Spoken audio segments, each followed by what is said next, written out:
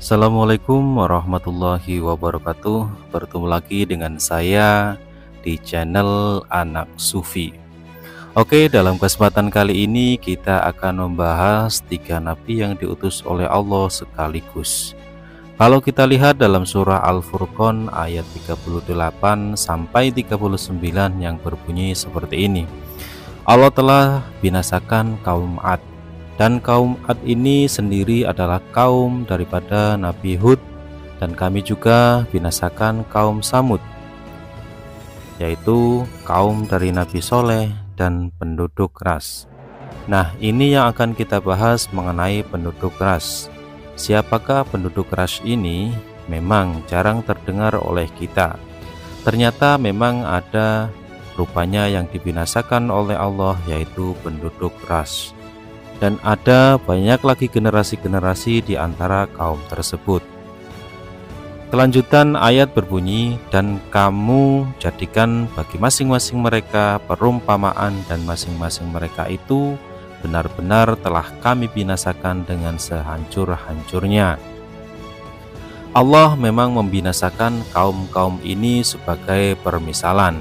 Artinya sebagai pembelajaran bagi kita apa yang menyebabkan Allah menurunkan azabnya. Itu yang seharusnya menjadi pelajaran bagi kita.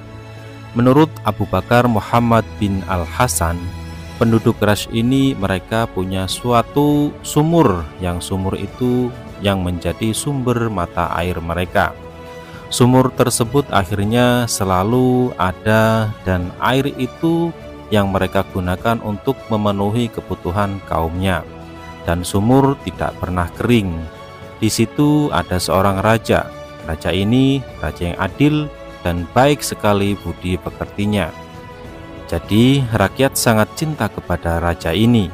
Lalu pada akhirnya si raja meninggal dunia, dan begitu sedihnya masyarakat mendengar rajanya meninggal ini.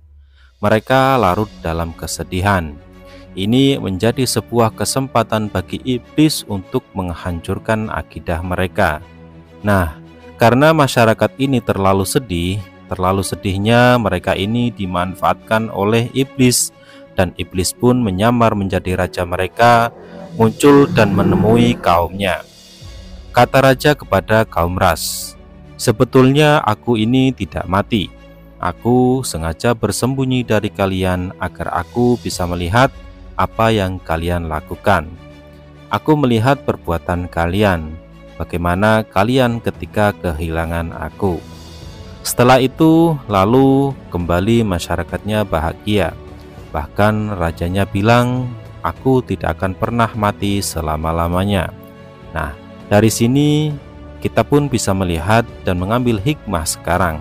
Kita tidak boleh berlebihan dalam mencintai orang, dan tidak boleh berlebihan berlarut dalam kesedihan, karena hal itu akan dimanfaatkan oleh iblis.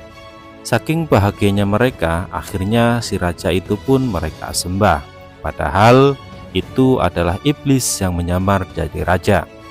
Allah pun akhirnya turunkan sebuah wahyu kepada seorang laki-laki yang bernama Hanzalah bin Safwan. Jadi nama nabi ini adalah Hanzalah bin Safwan. Diturunkan wahyu ini kepada Hanzalah bin Safwan untuk menasehati kaumnya. Nabi Hanzalah bin Safwan ini pun memeringatkan kepada kaumnya. Ia berkata, "Kalian jangan mau tertipu orang yang sudah mati. Tidak mungkin orang yang sudah mati akan hidup lagi.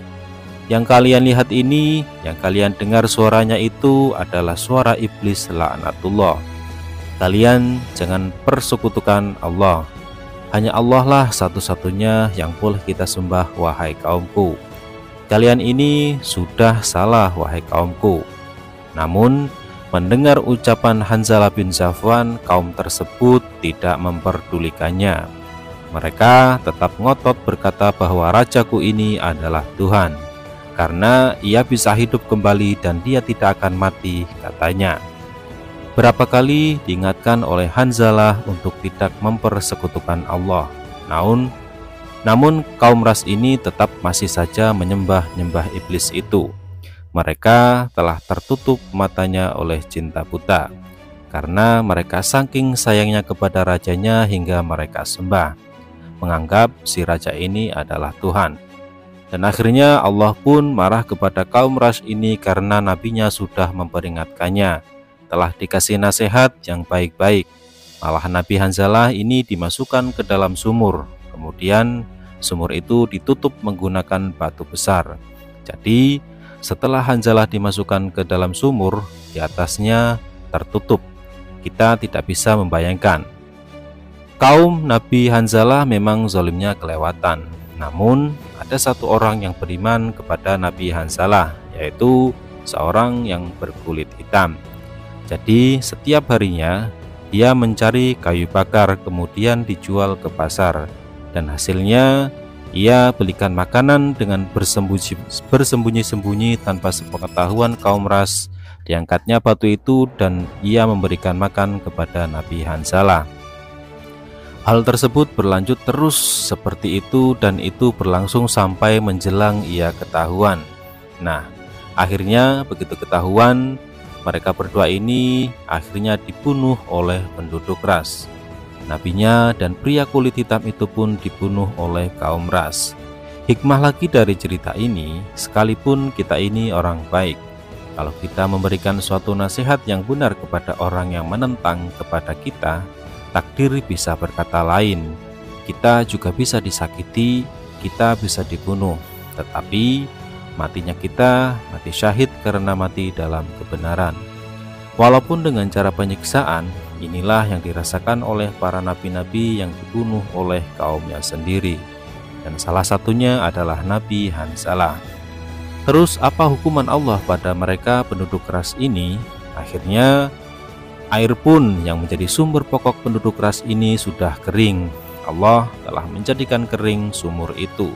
Kini tidak ada air sedikit pun, dan Allah pun tidak menurunkan hujan. Semua serba kekeringan. Akhirnya mereka kehausan. Bisa dibayangkan ketika tidak ada air yang bisa diminum sedikit pun, dan akhirnya kaum Ras ini mati dalam keadaan tidak mendapat pasokan air. Matinya betul-betul sia-sia. Penduduk Ras kacau balau, mereka berkelahi satu sama lainnya, dan akhirnya Allah binasakan penduduk Ras ini. Nah, inilah yang menjadi pembelajaran bagi kaum-kaum sesudahnya atau kaum kita ini. Mungkin kenapa air kita kering, mungkin juga karena banyaknya orang-orang soleh yang disakiti, orang-orang soleh yang dibunuh karena menyampaikan kebenaran. Ini adalah salah satu penyebab kalau sumber air menjadi kering. Kemudian ada lagi yang dibinasakan oleh Allah, yaitu kaum Yasin. Mereka dipimpin oleh seorang raja, dan raja ini juga menjadi penyembah berhala. Kalau cerita kaum Ras, masyarakatnya yang menyembah rajanya. Namun kali ini rajanya yang menyembah berhala dan menyuruh masyarakatnya untuk menyembah berhala, dan ini dianggap sebuah kebaikan. Nama rajanya sendiri dalam kitab disebutkan Antonikos. Karena ia dan rakyatnya yang menyembah berhala, mereka pun diberi peringatan. Dan tidak sedikit nabi yang diutus oleh Allah pada masa Raja Antonikos ini. Ada 3 nabi sekaligus yang diutus pada masa ini. Nama-nama nabinya yaitu Nabi Syatik, Nabi Mastuk, dan Nabi Salum. 3 nabi ini diutus sekaligus oleh Allah untuk memperingatkan kaum Yasin. Namun apa yang mereka lakukan kepada ketiga nabi ini, justru kaum Yasin menganiayanya dan merajamnya. 3 nabi ini pun berkata kepada raja kaum Yasin, "Kewajiban kami ini tidak lain hanyalah menyampaikan perintah Allah dengan jelas. Kami ini ingin kalian tidak lagi menyembah berhala dan jangan ikuti perintah raja kalian." Mendengar perkataan ketiga nabi itu, kaum Yasin bukannya mendengarkan, malah balik memaki-maki mereka. Suasana semakin ricuh. Sang raja pun akhirnya menitahkan untuk membunuh ketiga nabi itu. Namun Allah Subhanahu wa Ta'ala tidak tidur. Ia segera memerintahkan malaikat Jibril untuk bersiap-siap di pintu gerbang kota itu. Allah pun berfirman, "Musnahkanlah kaum Yasin dengan satu teriakan saja." Tak lama pun akhirnya Jibril melengkingkan suaranya, dan dengan sekejap kaum Yasin tergeletak mati dan musnah tanpa tersisa. Begitulah sangat besar kuasa Allah, dan beginilah siksaan Allah pada kaum nabi-nabinya sebelum Nabi Muhammad SAW. Yang tidak mau taat kepadanya, Allah akan langsung memusnahkannya dan membinasakannya. Berbeda dengan umat kaum Nabi Muhammad, kita tidak akan langsung dimusnahkan, namun kita akan menanggung akibatnya di akhirat nanti. Mungkin sekian dulu untuk cerita kali ini. Jangan lupa bantuannya untuk subscribe, like, dan komen. Terima kasih, selamat beraktivitas, dan sampai jumpa di video selanjutnya.